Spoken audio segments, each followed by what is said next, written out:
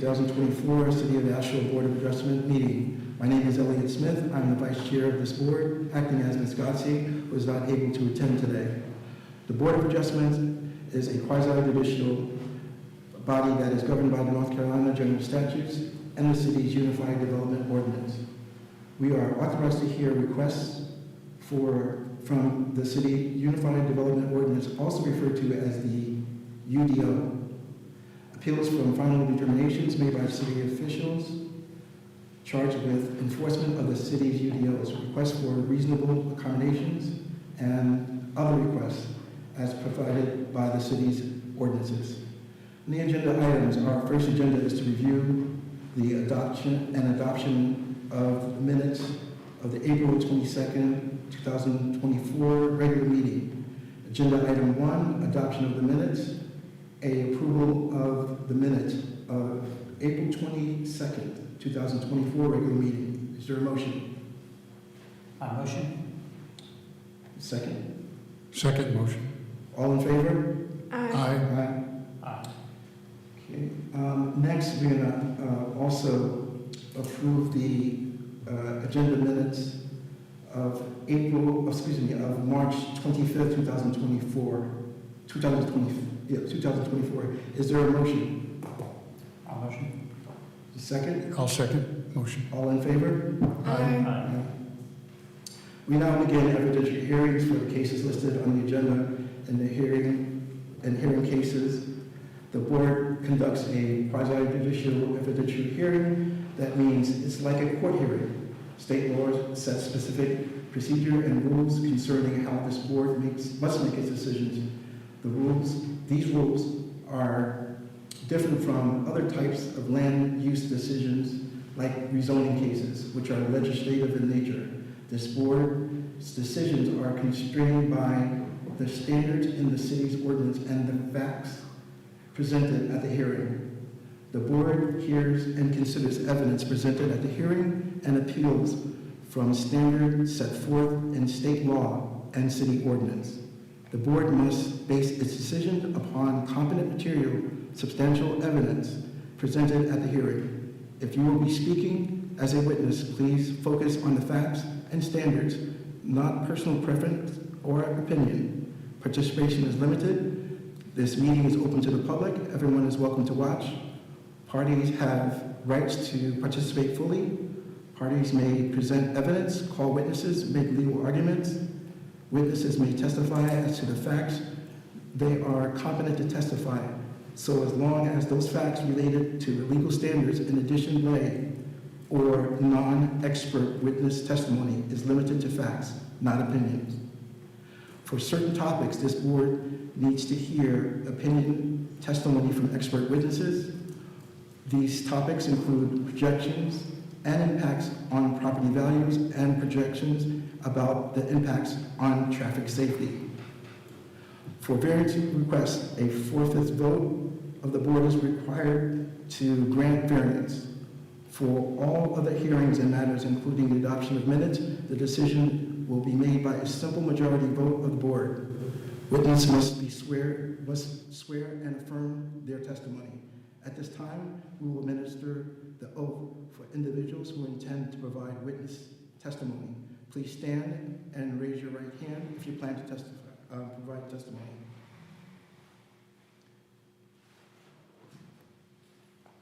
Do you solemnly swear and affirm that the evidence you shall give to the board in this action shall be the truth, the whole truth, and nothing but the truth? Yes, I do. Thank you. The petitioner and owner, Jason and Rachel Brownlee, is requesting variance to the setback standards in section 7-8-3, parentheses F, parentheses 5, RS4, residential single-family minimum density setbacks, section 7-14-1B, parentheses 4D, accessory structure standards of the Unified Development Ordinance. The applicant is seeking relief from the required front setback from 25 to 15 feet and placing the accessory dwelling unit in front of the primary structure.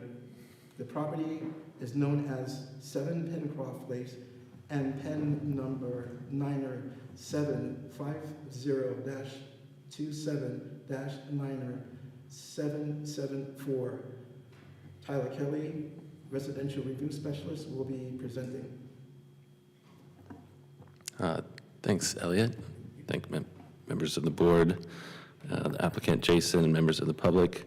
Tyler Kelly, Residential Review Specialist with Planning and Urban Design. We're here to talk about 7 Pinecroft Place. The petitioner, Jason Brownlee, the owner, is requesting a variance for the standards found in section 783F5, the residential single-family medium density district, otherwise known as RS4, and section 714-1A1, accessory uses and structures of the city's Unified Development Ordinance, to allow construction of an accessory dwelling unit or ADU within the front setback. RS4 states the setback standards. Minimum setback shall be required for the uses. Wow, this is a misprint in the UDO. Should say RS4 district.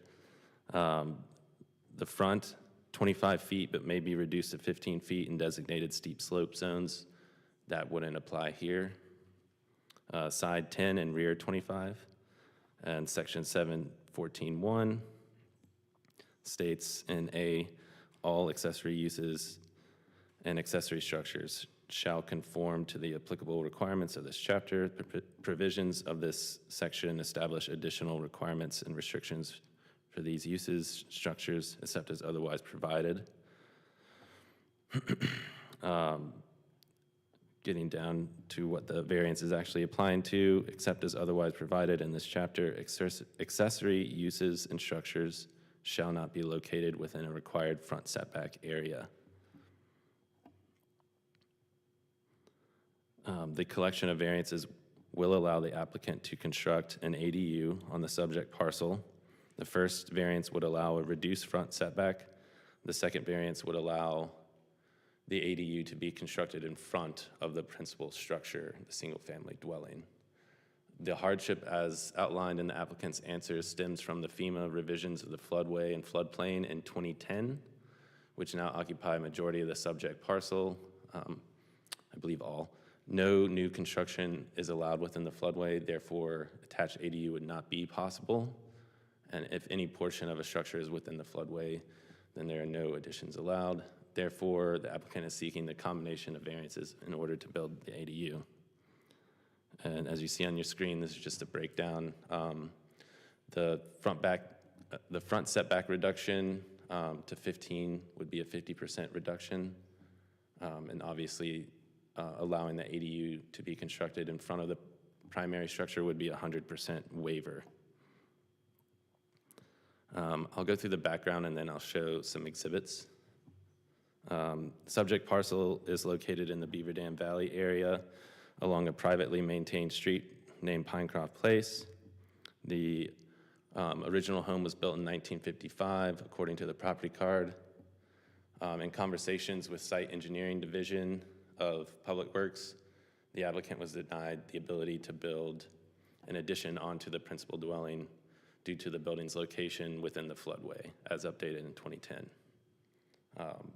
After meeting with city staff several times, the applicant decided to seek a variance for the construction of an ADU in front of the principal structure. The height of the structure is measured around 16.8 feet tall, not including the total roof system nor the elevated foundation. At a later point, I'll let the applicant explain a little bit more about his design and construction plans.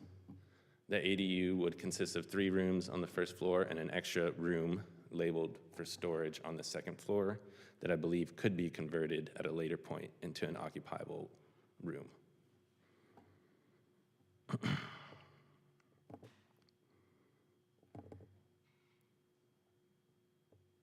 Here's an aerial of the site. You can see the address placed on top of the primary home with the driveway coming off Pinecroft Place. The red line demarcates a privately maintained street.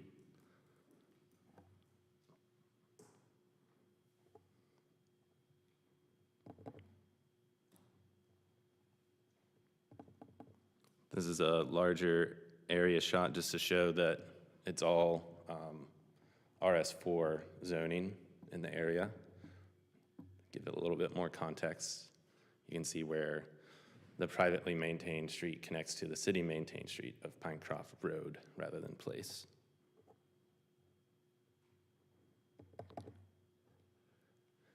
And here you can see the floodway and floodplain overlay.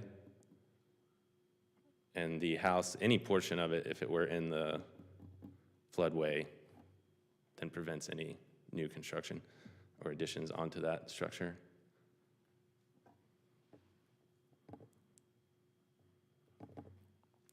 To move to the application,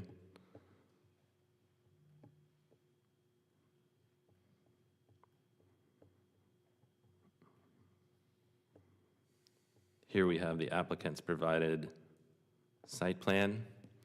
So you can see the primary dwelling there with the stairs to the south, just south of the floodway line. And there is the proposed location of the accessory dwelling unit, or ADU, right where my cursor is. So you can see the proposed 15-foot setback. Would it need a variance for the side setback, as he's clearly far enough away? The placement of the ADU is, about 6 feet from the primary home, maybe a little bit more. That's a building code requirement. So it's as close to the main home as possible. I have a collection of site photos that Daniel Fleer was able to take while posting the sign. This is an existing structure on the property that you saw in the aerial. It's the primary home just to the right of it. These are all taken from the driveway. I believe this would be the proposed location of the ADU. You can see it's staked out.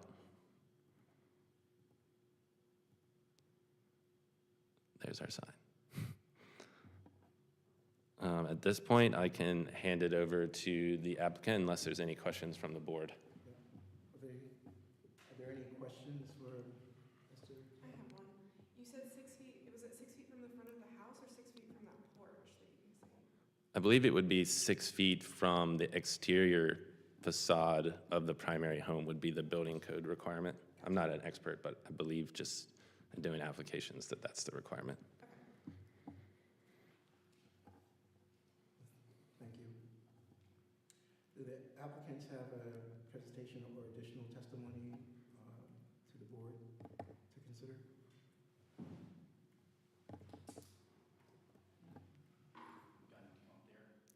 Yeah, come up here, and I pulled up your application so you can kind of talk about the design. Yeah, definitely. So Could you as state your name? Jason Brownlee. So as Tyler mentioned, I'm fairly pressed here for what I can actually do to the property. So what I have proposed here is a 20-foot, it's actually a 20-foot wide ADU by 24 feet in depth. The 20-foot wide ADU would allow me to do a bonus room truss on the top of it, which in building terms is basically a truss system that it's a bonus room. So it would allow me to have potentially an additional staircase in the back so that in the future this could be usable space either for an extra bedroom, an extra bathroom, but for now it's just going to be a storage area for us. If I don't have the 20 feet in width, then if the setback wasn't allowed or given to me, then it only allows me 12 feet in width, which from a building standpoint, that doesn't give you very much, 12 feet by 24. It doesn't allow very much for any type of roof system or anything for an additional area above. So that was the reason why I wanted the 20 feet in width, just simply so that I could have that extra bonus room truss system on the top, which is why I need the variance. Other than that, it's, like Tyler said, I'm fairly limited on what I can do here based on the way that the floodway is on the property. So this is the only option that I have for building anything on the property at this point. So I just ask that, I am a builder myself, and I just ask that you guys give me a little bit of lenience with it and let me, have the setback. Why are you building this? What's the purpose? The purpose is I constructed a house for my mother on Spooks Branch Road, right down the road from me, and she is becoming a little bit not able to maintain her current dwelling. So this is for the future, because I'm anticipating that she will move into this in the future, within the coming years. And she can't live in your main house? No, my main house is only not even 1,100 square feet. So, and what I originally was trying to do, Nancy and I had spoken about this years ago, was just to add on from a lateral standpoint.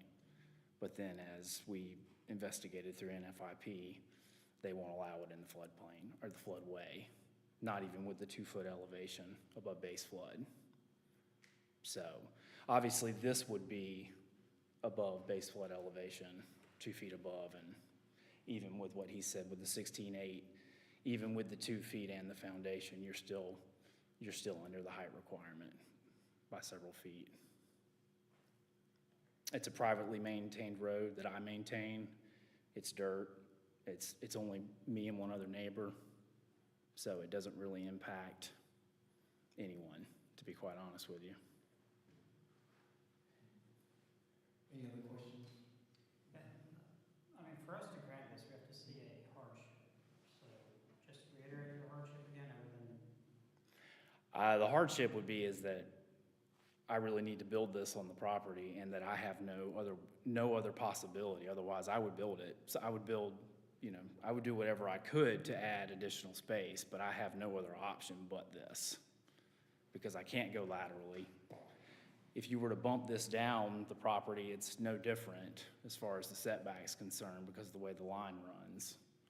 And it's better for me to keep this with the main house. Makes more sense. So it's really the only option that I have, unfortunately. What other options did you explore? I explored adding onto it laterally. It's a simple ranch house, as you saw, and adding onto the gable, but unfortunately, we're not able to do that in the floodway because the NFIP won't allow it. So I have no other option but to be outside of the floodway, which is outside of the porch, which the porch is actually 8 feet off the house. And that's where the 100-year floodplain begins. So. Got a question for the city. Can I ask the city something? So if building on the floodway, obviously I understand why we're not allowed to do that, but is it more for protection of the structure there? They're afraid that's going to be damaged, or is it environmental reasons? So it is both environmental and public safety reasons, like human life reasons. The floodway is the protected area that allows for other people to fill in the floodplain, which then pushes all the water into that area and only increases the flood levels a foot. But that's where you get the hydrodynamic pressures that are like extreme, that are higher, I guess, than just in your typical 100-year floodplain. So the city's regulations, which are also come from, our standards are a little bit higher than the state and the federal government, but that's what part of a program that the city runs that provides then 10% reduction for everyone who has flood insurance in the community. So what our code says is that existing homes in the floodway cannot be substantially improved, which is 50% of the building value or more, which that was part of the going, if you could go up, that's still limiting that. And that they can't, in a substantial improvement, if you go lateral, is also in the floodway or in the floodplain, are considered substantial improvements because you're changing the footprint of the structure in the floodplain. And this basically is seen as a blockage. The house is a blockage in the floodway. So to add more to that is relatively impossible without affecting the floodplain elevations and floodway elevations on other people's properties, which is what FEMA doesn't allow also. So And you can't alter, I mean, you can, but if it affects someone else's house, Right. it will get denied. And So- or they have to unfortunately, buy it out. and unfortunately going up, you know, back in this time period, you know, the footing and the block work is not sufficient. So I would basically have to re-engineer the foundation, which doesn't make sense for this small house. So this would be the only option. And, you know, it's unfortunate. This property has been in my family and friends for quite some time. And, you know, I grew up here and I've seen Beaver Dam grow over the years. And, you know, the property used to not be in the floodway, but due to development upstream without the proper regulations back in the 80s, now people downstream are suffering a little bit from it. So there's not much I can do about that, but, you know, so now I'm just trying to figure out the best way to get something on the property. So, Well, was it any other questions? Thank you. Is there anyone from the public here that would like to give expert testimony or testimony from residents withstanding? I just wanted to state that because we only have 4 members, that the vote would have to be unanimous.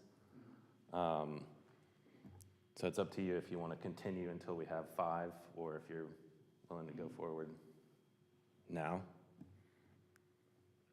So if there's any additional conversation that might need to be addressed before you make a motion. Thank you. Thank you. I would assume to go forward with it. I mean,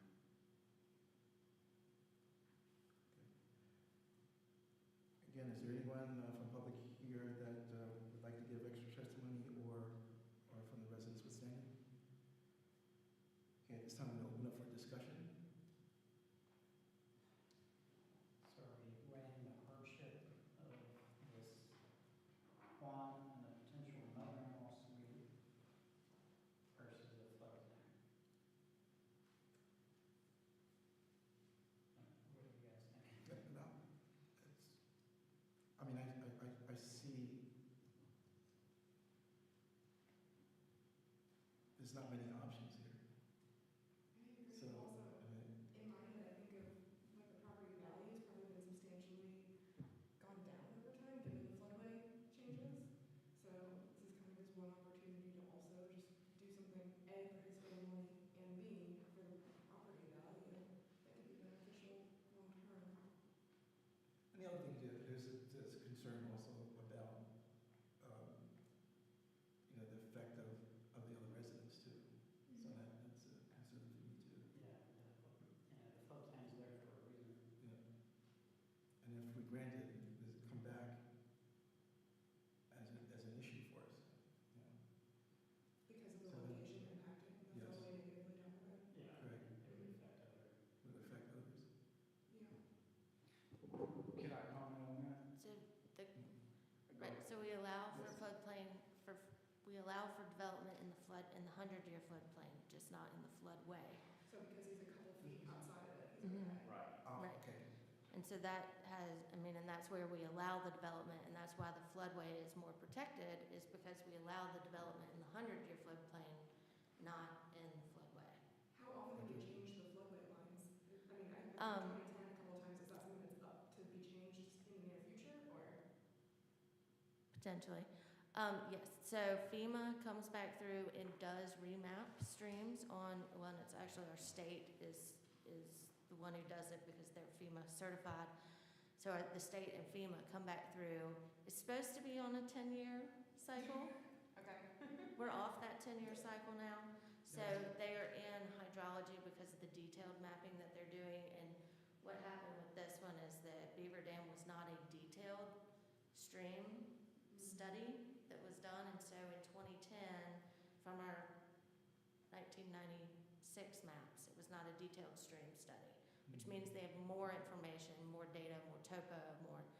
And so in 2010, it became a detailed study stream, and they add more tributaries to that because FEMA bases how they map on the watershed area above it. So there's some areas that are just too small and they don't get mapped. So this one could be updated within the next couple of years, though, it sounds like. Okay. And updating can remove or move, I mean, it moves them, but it may not actually make it an increase. Sometimes we see decreases too.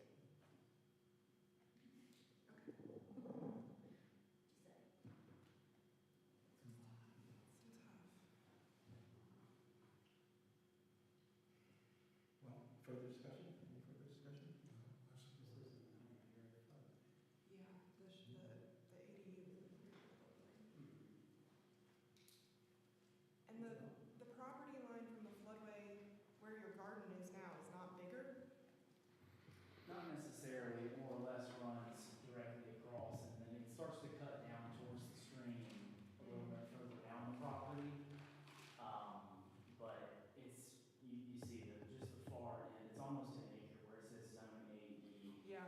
It's not much different though, it's really not. And then by the time you're over there, then you're also dealing with side setbacks and such, Right. so. This kind of defeats the purpose you're trying to use it for. So the setback reduction is just due to the placement, but the second factor of the variance is that we do not allow any accessory structures in front of the principal dwelling. So all of that, you know, if you imagine a line drawn from the closest wall parallel with the road, you wouldn't be able to construct anything in there. So he's caught by the floodway, floodplain, and that feature of the UDO. Yeah, that makes sense.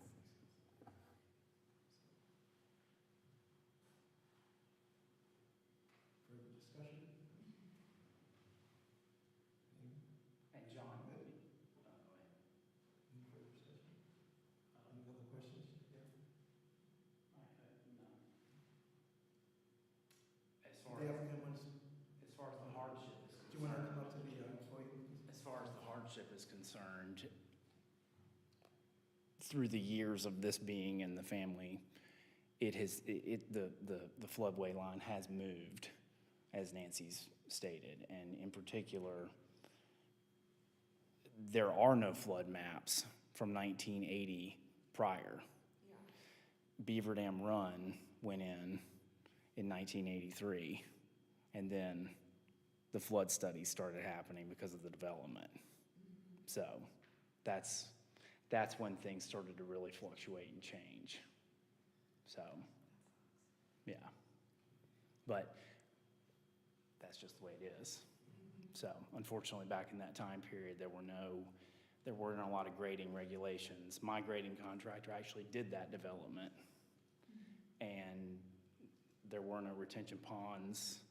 They've tried to make them put them in recently, and the development, there's no room to do it. So it directly impacts Beaver Dam Creek pretty extensively. So. Thank you.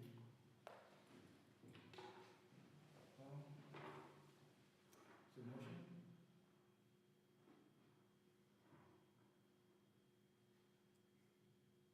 You looking for a motion Yes. to, You'd have to make one. I'll make the motion, yeah. Right, right. I'll make the motion, yes.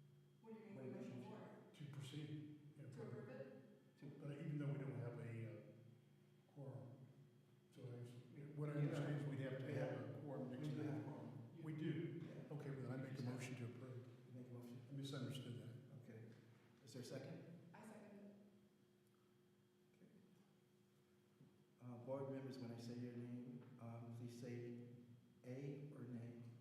John,